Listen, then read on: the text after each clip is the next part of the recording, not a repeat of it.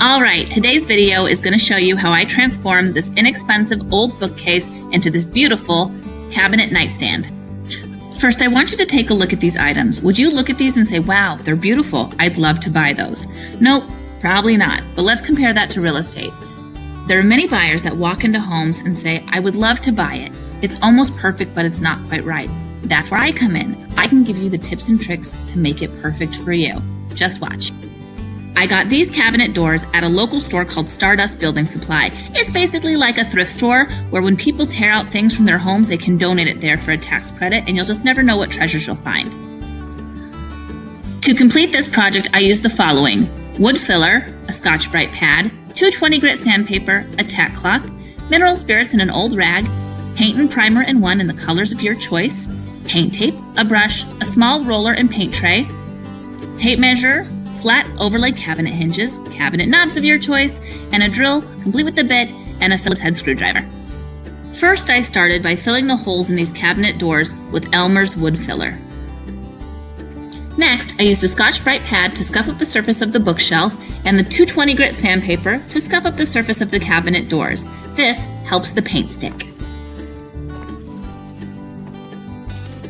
I wiped down all the pieces front and back with my tack cloth to remove the extra dust and debris. The last prep step before paint is wiping the pieces down with mineral spirits to remove any miscellaneous residue or dust. Now you're ready to paint. Start with the back side of the cabinet doors and roll all the flat surfaces on both the bookshelf and the cabinets. Well, do we love it yet? No, but that's okay. Eye on the prize.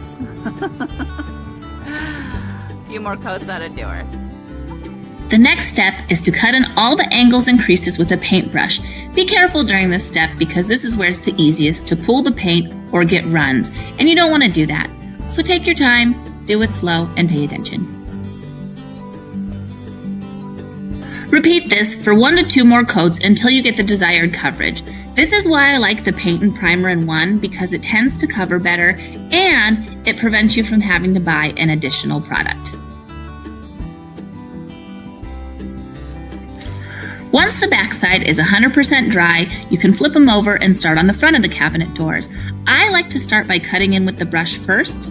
That way, if you get any runs, drips, or pulls, you can smooth it out with the roller.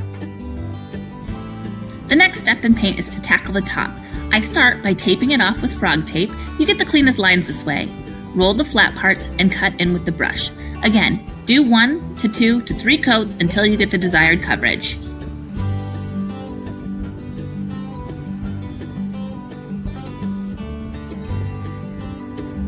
I like to remove the tape before the paint on the top is 100% dry. By pulling it off nice and slow like this, you avoid pulling off any of your fresh paint.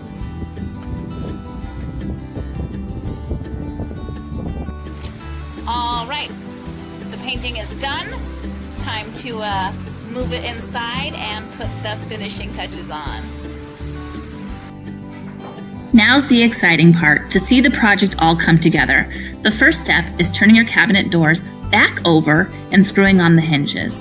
I like to first start by marking out how I want to line it up, and then lining up the hinges on my pencil marks, always double checking before you screw it in. This ensures that when you install your cabinets, they'll be nice and even.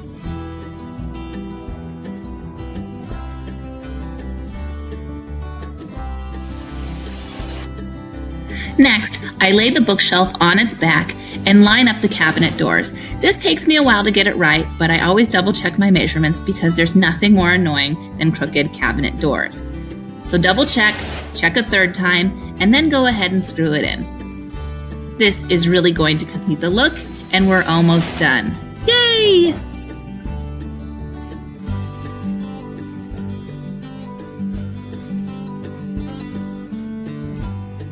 The icing on the cake, in my opinion, is the cabinet hardware.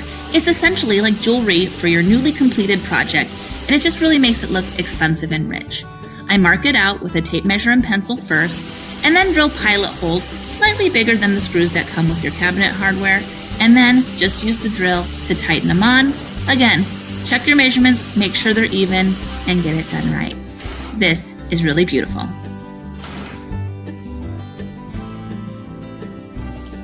Now it's time to kick back and enjoy the fruits of your labor. Do you guys remember that nasty old bookcase that you almost passed up, or that house that wasn't quite perfect that you missed out on buying? Let's see what it looks like now. Here it is, a beautifully repurposed bedroom nightstand. Now just think about that when you look at that house and you say, I love this, this, and this, but not quite that. And hire me, Stephanie Phillips, your Arizona real estate professional. I can help you see the vision of your future perfect home. Hi guys, thanks so much for tuning in. Hopefully you found it fun and a little bit informative. If you have any questions, comment below. Otherwise, like, subscribe, and follow because there's lots of more exciting things to come. Thanks again. Adios.